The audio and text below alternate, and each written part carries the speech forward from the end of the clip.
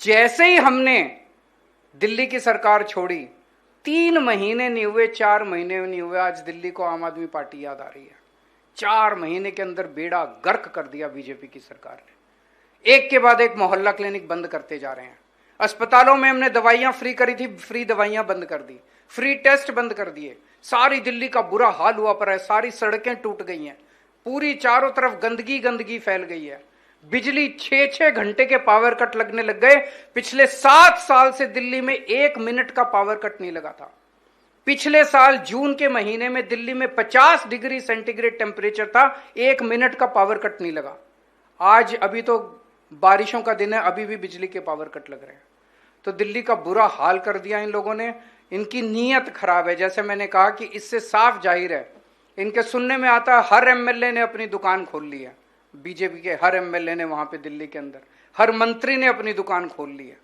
तो उन्होंने पैसा कमाना है, उनका कोई मकसद नहीं है सुधार करने का। जितने दिन हमारी सरकार रही, हमें काम नहीं करने दिया, उसके बावजूद हमने काम किया।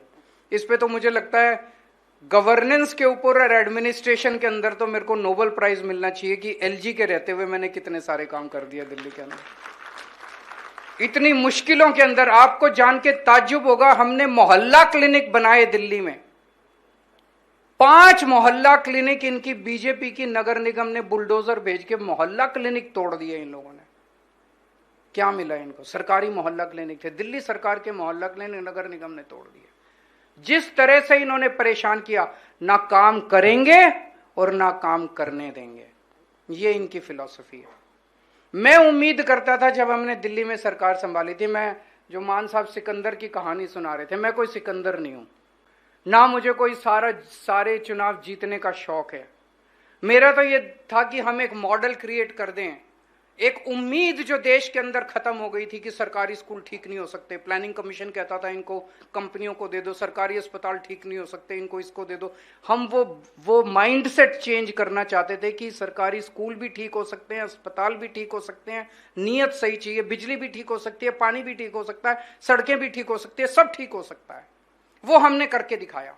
अगर ये बीजेपी और कांग्रेस वाले, मैंने इनको कितना कहा, मैंने कहा मैं मनीष सिसोदिया भेज देता हूं, तुम्हारे राज्य के स्कूल ठीक कराएगा। मैं बीजेपी को सिखाने को तैयार हूं, कांग्रेस को भी सिखाने को तैयार हूं। हमें नहीं लड़ने चुनाव दूसरे राज्यों में जाके, तुम लड़ लो चुनाव, तुम जीतो, तुम चलाओ सरकार, ठीक काम तो ठीक कर दो। हम तुमको सिखाने के लिए तैयार हैं, लेकिन उनका कोई नियत नहीं है उनकी काम करने की, उन्होंने केवल पैसा कमाना है।